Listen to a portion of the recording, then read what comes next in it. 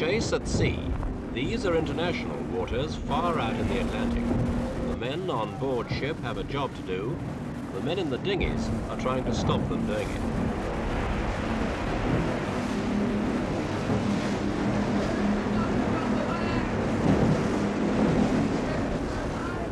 And this is what it's about.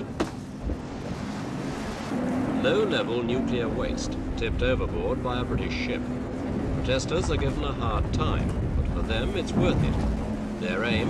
To draw attention to what they see as one of today's major issues, danger to all of us from nuclear waste and from nuclear power itself.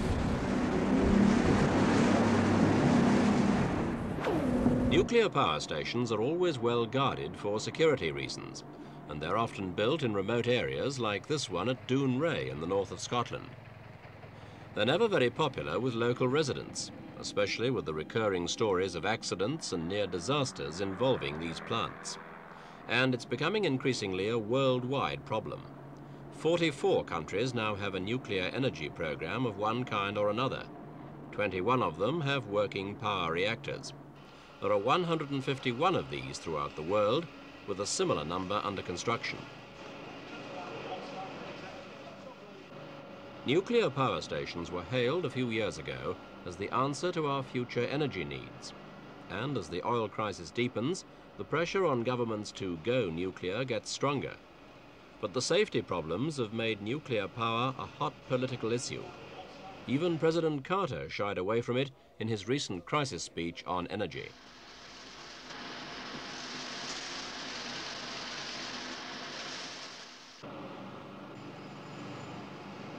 All nuclear power stations are potentially dangerous because of the radioactivity of the nuclear fuel, usually uranium, and in the fast breeder reactors, plutonium. Only the strictest precautions and safety measures keep the deadly radiation away from the people who work here and from those who live outside.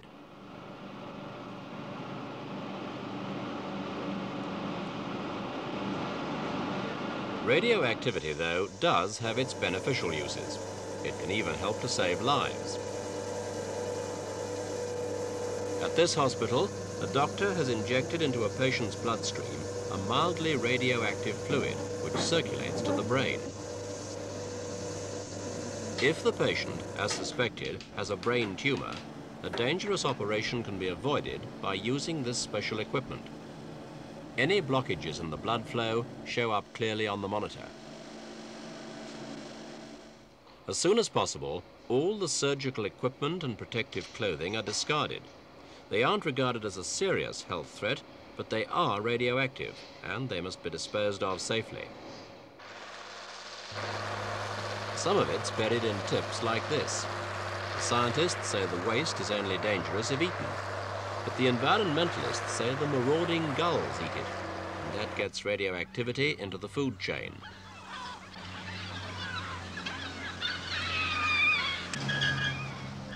For many years, though, low-level waste from hospitals and nuclear establishments has been dumped at sea. At this port in the west of England, it's loaded on board a ship in steel and concrete drums, each weighing about a ton.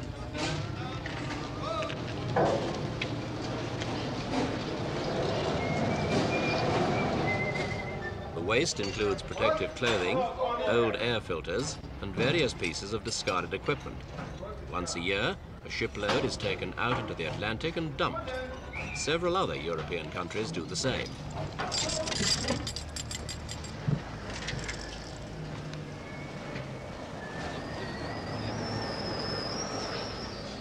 Britain's Atomic Energy Authority says the dumping area, 600 miles out in the Atlantic, has been approved by the Organisation of Economic Cooperation and Development as suitable for disposing of this kind of waste.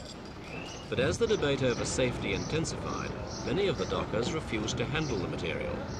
Those that finally agreed didn't look too happy about it, in spite of the safety precautions.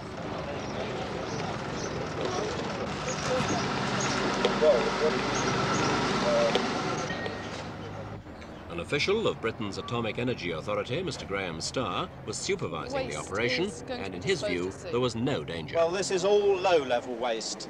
It's shredded plastic, rubber gloves and other protective clothing, maybe crushed glassware, pipework, bits of equipment, incinerator ash, all sorts of material which has been contaminated with possibly quite small amounts of radioactive material.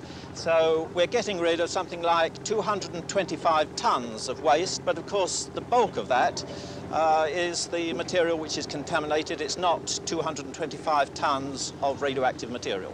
How long will this material remain radioactive? Well, that's an impossible question to answer because there's a very wide range of materials that have come from hospitals and industry, all sorts of applications, all sorts of material, and it all decays at different rates.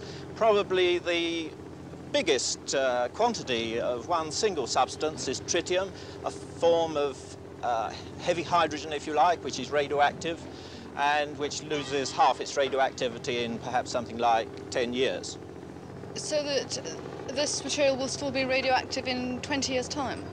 Well, I think we have to bear in mind that radioactivity is quite natural. You and I are radioactive, everything around us is, the sea itself is, and even the longest-lived radioactive materials that we put in the sea will not be significantly different, either chemically or in terms of the length of their radioactive life from many of the materials already in the sea. How long will it take for these containers to break up? Well, they're designed to go to the bed of the ocean. We're talking about a depth of something like 2.5 miles, and of course this is got rid of well clear of the continental shelf, at least 500 miles from land, well clear of fishing grounds, submarine cables, Yes, and so on and so forth. There's no question of contaminating anything there. It will, of course, gradually percolate out of the drums on the bed of the ocean and become diluted, and one won't be able to detect any increase in the natural radioactivity of the sea. The Germans, in fact, have carried out measurements, and they haven't been able to detect any increase in radiation levels, even though we've been carrying out these operations for something like 30 years. Aren't you concerned at all that you might be polluting the sea for future generations? I think we have to bear in mind that radioactive materials are used very extensively these days, in medicine particularly, for diagnosis and cures, in industry, and of course it's only too apparent that we need nuclear power for producing electricity. So if we are not to go for a much lower standard of life, we're going to be left with some waste. Quite modest quantities in many ways. We have to consider what are we going to do with it.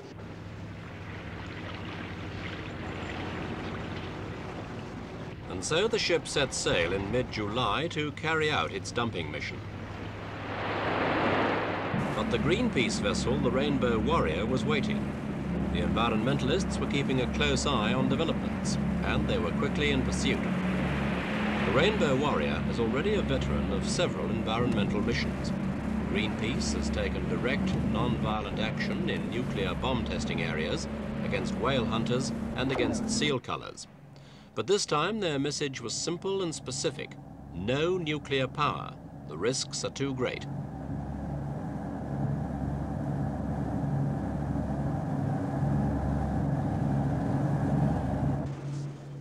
Greenpeace, which draws its support and its members from many countries, flatly rejects the official view that the risk to the environment is so small that it can be ignored. It believes that any level of nuclear waste is potentially dangerous, and that dumping at sea is the worst possible way to dispose of it. They can quote an official report of the International Atomic Energy Authority, which says that even a low level of radiation leaking from the seabed could produce infertility in female fish, cutting stocks by an estimated 10%.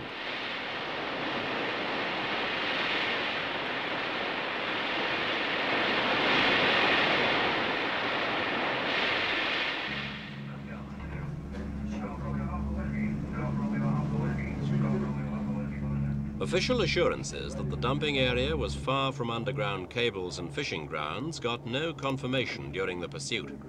In fact, there were several Spanish fishing boats in the area completely unaware of the mission of the British freighter.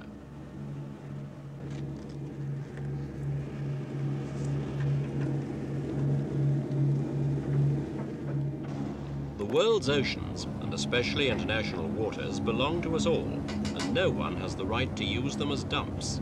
That's the view of the environmentalists. They insist the atomic power authorities have a serious credibility gap. They question whether the contents of the drums are only low-level waste. Who can be sure? They claim that last year they saw some of the drums lose their lids even before they hit the water.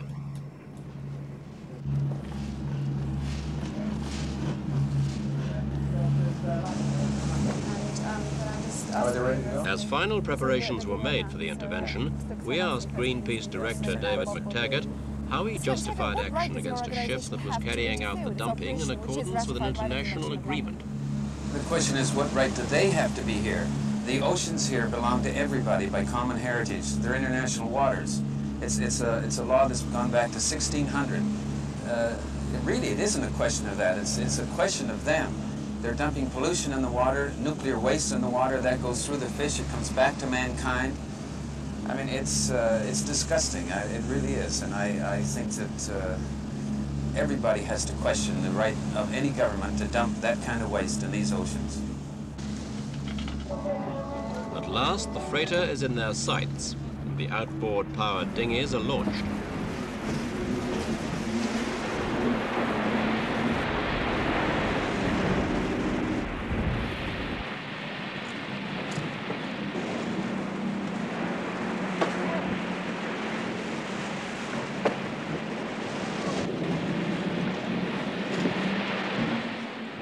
The dinghies sail as close as they dare, sometimes right beneath the dumping platform.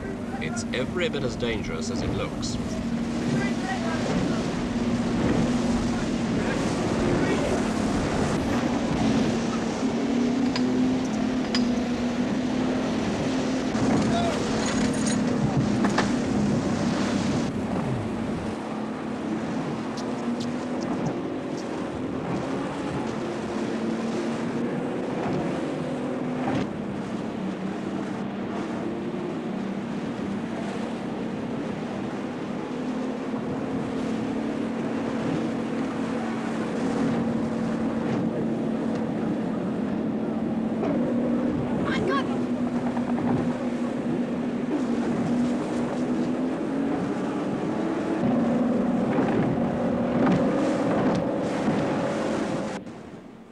For Greenpeace, the protest action was a success.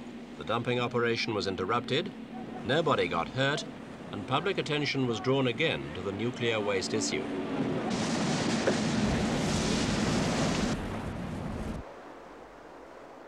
The alternative to dumping is containment, storing the waste on land until some better solution can be found. That's the situation here in America, where dumping at sea was halted nearly 10 years ago. If technology changes, these drums can be recovered and treated. On the seabed, it would be impossible.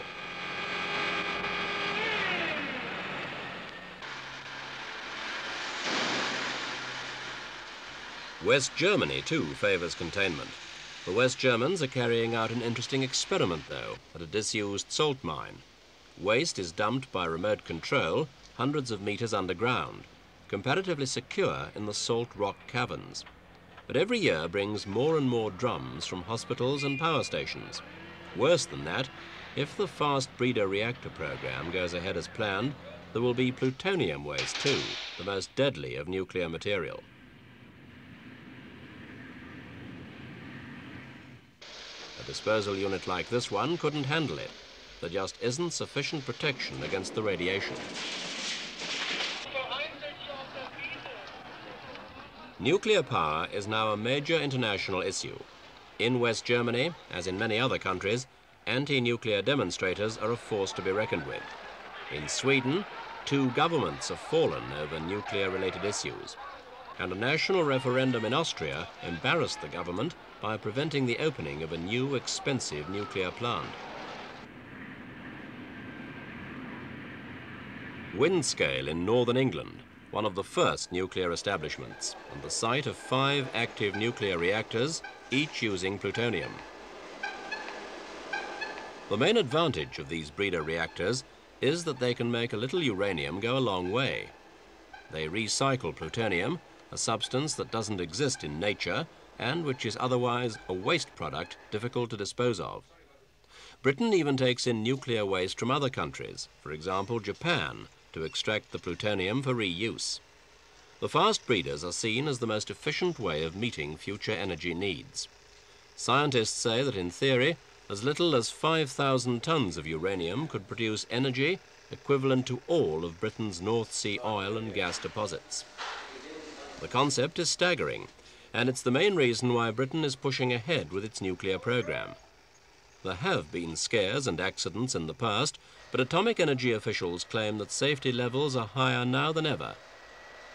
Meanwhile, stores of deadly waste also build up at Windscale, some with an active life of tens of thousands of years, and nobody's yet discovered exactly what to do with it.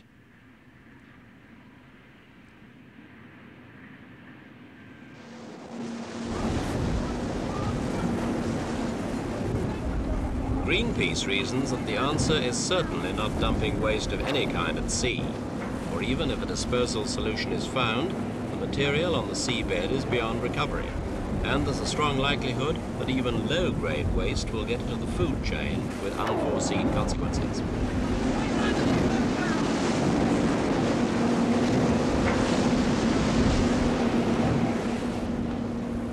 Greenpeace wants a radical solution: abandon nuclear power.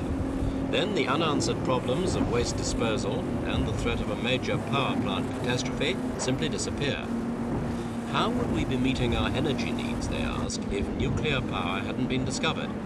Surely by developing other technology, using wind, waves and the sun, and by conserving conventional fuels, for example by insulating all buildings on a scale not even considered up to now. As time goes by, they say, all these alternatives will look increasingly attractive. And since the world's energy crisis will inevitably involve changes in our lifestyles, it's far better to face those changes now rather than pin our hopes on nuclear energy and hope that the problems will sink without trace.